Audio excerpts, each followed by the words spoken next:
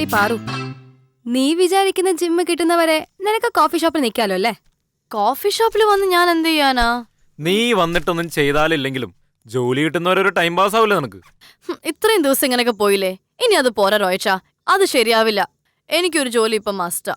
അതിന് നീ പറയുന്ന പോലെ ഒരു ജിമ്മ് കിട്ടണ്ടേ? അത് പോട്ടെ, വേറെ എന്തൊക്കെ ജോലിയാ കൊച്ചിയിലുള്ളത്? അല്ല, അന്ന് പോയ ഇന്റർവ്യൂ എന്തായി? അത് ചീറ്റി. പിന്നെ ആ ക്രെഡിറ്റ് കാർഡ്സിലെ ജോലി എനിക്കിഷ്ടായിരുന്നു.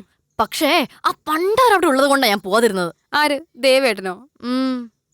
അയാളുടെ പ്രശ്നം പറഞ്ഞോണ്ട് നീ പോകാതിരിക്കേണ്ട ഒരു കാര്യമില്ല. എന്റെ പൊന്ന് റോയച്ചാ, അയാളുടെ കൂടെ വർക്ക് ചെയ്യുന്നേക്കാളും നല്ല എനിക്ക് ജോലി ഇല്ലാതിരിക്കുന്നതാ. അത് വെറും നിന്റെ തോന്നലാ പാറു. നമ്മളെ ഫ്ലാറ്റിൽ താമസിച്ചപ്പോ അയാളെ നിർത്തേണ്ട സ്ഥലത്ത് നിർത്തിയില്ലേ, അതേപോലെ അങ്ങ് ഡീൽ ചെയ്യണം, അത്രേ ഉള്ളൂ. എന്നാൽ അത് ശരിയാവില്ല. ശരിയാവും.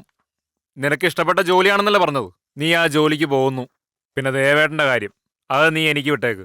അയാൾ നിന്നെ ശല്യം ചെയ്താൽ നീ എന്റെ അടുത്ത് പറഞ്ഞാൽ മതി. റോയച്ചാ, ആ മരങ്കോന്തന്റെ മുഖം കണ്ട് ജോലിയെന്ന് പറയുമ്പം ഇച്ചിരി കഷ്ടം തന്നെയാ. അടുത്തവള് തുടങ്ങി. നിനക്കും പോണോ അവിടെ ജോലിക്ക്? എന്റെ പൊന്നെ, നമ്മളെ വിട്ടേക്ക്.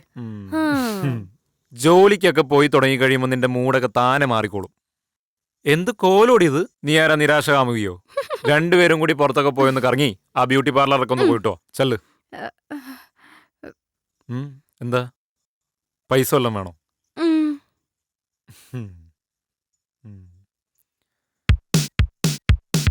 മുഴുവനും ചെലവാക്കരുത് കേട്ടോ. താങ്ക് യു റോയച്ചാ. നീ വിഷമിക്കണ്ട, ദേവേന്റെ ഓഫീസിൽ ഞാനൊന്ന് പോയിട്ട് വരാം. ഓക്കെ, ബൈ റോയച്ചാ. എവിടാടാ? ഒരു 5 മിനിറ്റ് കൂടി നിൽക്കണം, അയാളിപ്പോ വരും. ഇനി കാത്തിരിപ്പൊന്നുമില്ല. നീ ആളൊന്ന് വിളിച്ചു ചോദിച്ചേ, എവിടെ എത്തിയെന്ന് അറിഞ്ഞിട്ട് മതി ഇനി കാത്തു നിൽക്കുന്നത്. ആ റോക്കി സാർ, ഞങ്ങളിവിടെ എത്തി. ഓക്കെ ഓക്കെ ഓക്കെ, ശരി സാർ. എന്താ പറഞ്ഞേ? ഇന്ന് വരുമോ? എടാ റോക്കി സാർ ബ്ലോക്കിലാ, ഒരു 10 മിനിറ്റിൽ എത്തുന്നാ പറഞ്ഞേ. ഇവിടെ എത്തിയതിന് ശേഷം കുറേ ആയി, 5-10 മിനിറ്റ്. ഇനി ഒരു 10 മിനിറ്റ് കൂടി കാക്കും, അത്രേ ഉള്ളൂ. ദേ സാറ്. എത്തിയോ സാറേ? ആനന്ദേ, ഇതേതാ ഈ സാർ? ഇതാ കൊളുത്തൂരൻ സാർ. നമസ്കാരം സാർ. നീ എന്താ ഇവിടെ? ഒരാളെ കാണാൻ ഇറങ്ങിയതാ സാർ. ഓ ശരി. അല്ല, കഴിഞ്ഞ ദിവസം എന്താ നീ ക്ലാസ്സിൽ വരായിരുന്നത്? അത് നല്ല പനിയായിരുന്നു. ആനന്ദ്, തന്നോട് ഞാൻ ആദ്യം തന്നെ പറഞ്ഞു ക്ലാസ് കട്ട് ചെയ്യരുതെന്ന്, ഇല്ലേ? പറഞ്ഞിട്ടില്ലേ? അല്ല സാർ, പനിയായിരുന്നു, അതുകൊണ്ടാ വരാൻ. കഴിഞ്ഞ ദിവസം എന്റെ നല്ലൊരു സ്പീച്ച് ഉണ്ടായിരുന്നു. നീ അത് മിസ് ചെയ്തല്ലോ മോനെ. അയ്യോ, എന്തിനെ കുറിച്ചായിരുന്നു സാർ? ഇതാരാ? ആഹാ, നല്ല കിടിലൻ ടോപ്പിക്. ആരാണ് ഈ ഞാൻ എന്നൊക്കെ പറയുന്ന പോലെ ഇതാരാ? കൊള്ളാം. എന്താ സാർ അതിന്റെ ഉള്ളടക്കം? അതല്ല ഞാൻ ചോദിച്ചത്, ഇതാരാന്നാ ചോദിച്ചത്. ഇത് ടോണി. എന്താ ഏണിയോ? ഏണിയല്ല, ടോണി എന്റെ പേരാ. രണ്ടും ഒന്ന് തന്നെയാ.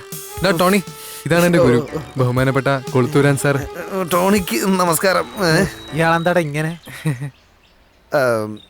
കേട്ടോ ആനന്ദ്, കഴിഞ്ഞ ദിവസം എന്റെ സ്പീച്ച് ഈ പൊട്ടനായി അഭിനയിക്കുമ്പോൾ ശ്രദ്ധിക്കേണ്ട കാര്യങ്ങളെ കുറിച്ചായിരുന്നു.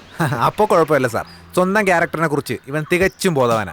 അതെ, എന്നാലും എന്റെ അത്രയും പൊട്ടനായിരിക്കില്ലല്ലോ. അല്ല, ഞാൻ അവതരിപ്പിക്കുന്ന പൊട്ടന്റെ അത്രയും വരില്ലല്ലോ. അത്രയും വരത്തില്ല. എന്നാ കേട്ടു, പൊട്ടന്മാരെ പ്രധാനമായിട്ടും 4 ടൈപ്പ് ഉണ്ട്. ഒന്ന് പൊട്ടൻ, പിന്നെ ചെമ്പൊട്ടൻ, പിന്നെ എട്ടരപ്പൊട്ടൻ, പിന്നെ പച്ചരിപ്പൊട്ടൻ. ഏത്? അപ്പൊ ഈ പട്ടരിൽ പൊട്ടനോ? അത് പട്ടരോട് ചോദിക്കണം. അങ്ങനെ ഒരു പൊട്ടനൊന്നും ഇല്ലെന്നേ. അതേതോ പൊട്ടന്മാരെ വെറുതെ പറഞ്ഞു നടക്കണ. ശരി. പിന്നെ സ്പീച്ച് കഴിഞ്ഞിട്ട് നമ്മുടെ പിള്ളേരെ മുഴുവൻ വിളിച്ച് പൊട്ടന്റെ ക്യാരക്ടർ ഒന്ന് ചെയ്യിച്ചു. ഓ എന്ത് പറയാനാ, പൊട്ടന്മാരെന്നെല്ലാം പറഞ്ഞാല് മുഴുവൻ പൊട്ടന്മാരും പൊട്ടം കളിച്ച് നാശിപ്പിച്ച്.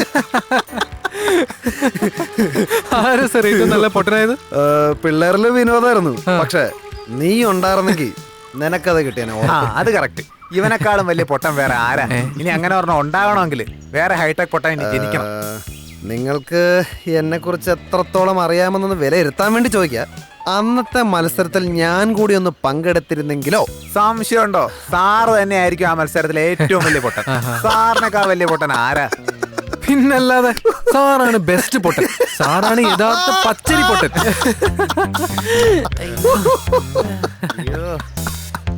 Thank you guys, thanks a lot.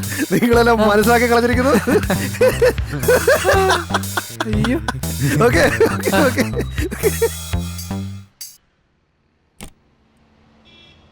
റോയ്ച്ച, ഹാ, സാജനോ?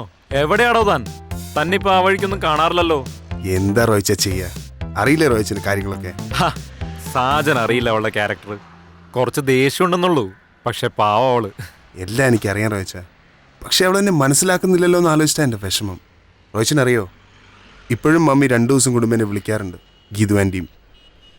നിങ്ങൾ തമ്മിലുള്ള പിണക്കമൊക്കെ മാറ്റി അവളെയും കെട്ടി എത്രയും പെട്ടെന്നൊന്ന് സെറ്റിലാവാൻ നോക്ക് സാജൻ. നിങ്ങളിപ്പോ കുട്ടികളല്ല, അത് മറക്കരുത്. അവളുടെ കുട്ടിക്കളിയൊന്നും മാറ്റണ്ടേ റോയിച്ച? സാജനും മോശമല്ല, അവളും മോശം. അത് പോട്ടെ, റോയിച്ചൻ എങ്ങോട്ടാ ഇപ്പൊ? 1-2 അത്യാവശ്യങ്ങളായിട്ട് ഇറങ്ങിയതാ. പിന്നെ അന്ന് ആ പാറുവിന്റെ ദുബായ് ട്രിപ്പിന് ശേഷം അവൾ ആ ജിമ്മിലെ ജോബ് റിസൈൻ ചെയ്തായിരുന്നല്ലോ. ആ അതിനുശേഷം അവൾ വിങ്സ് എന്ന് പറയുന്ന ഒരു ക്രെഡിറ്റ് കാർഡ്സിന്റെ കമ്പനിയിൽ ഇന്നാള് ഇന്റർവ്യൂവിന് പോയിരുന്നു. ആ വിങ്സ് എനിക്കറിയാം. എൻ്റെ ഫ്രണ്ടാ അതിൻ്റെ MD. ആ അവളവിടെ ഇന്റർവ്യൂവിന് പോയിരുന്നോ? ആ അവള് പോയിരുന്നു. പക്ഷേ ഞങ്ങളുടെ പഴയ ഫ്ലാറ്റിന്റെ അസോസിയേഷൻ സെക്രട്ടറി ദേവേട്ടനില്ലേ, ആ ഞരമ്പ് രോഗി അയാള്. അയാളാണ് അവിടുത്തെ മാനേജർ എന്ന് പറഞ്ഞ് അവൾ ആ ഇന്റർവ്യൂ അറ്റൻഡ് ചെയ്തില്ല. എന്നിട്ട് അല്ല, എൻ്റെ ഒരു ഫ്രണ്ട് അവിടെ വർക്ക് ചെയ്യുന്നുണ്ട്. അപ്പൊ അവനുമായി ഈ കാര്യം സംസാരിക്കാൻ പോകും വഴിയാ സാജനെ കണ്ടത്. അവൾക്ക് എങ്ങനെയാ ഈ ജോലി ഇഷ്ടമാണോ? ഇഷ്ടമാണെന്ന് പറഞ്ഞത്. എന്നാ ഇക്കാര്യം സംസാരിക്കാൻ റോയിച്ചൻ വിങ്സിലേക്ക് പോകേണ്ട ആവശ്യമില്ല. ഇതൊക്കെ എനിക്ക് വിട്ടേക്ക് റോയിച്ച. ഇനി ആ മാനേജറെ എവിടെ നിന്ന് പിരിച്ചു വിട്ടിട്ടാണെങ്കിലും ശരി, ഈ ജോലി ഞാൻ റെഡിയാക്കിയിരിക്കും. അയ്യോ, അതൊന്നും വേണ്ട. അവൾക്ക് അവിടെ ജോലി കിട്ടിയാ മതി. ഓക്കെ, പിന്നെ ഇതെനിക്കൊരു അവസരം കൂടിയാണല്ലോ റോയിച്ച. എങ്ങനെ?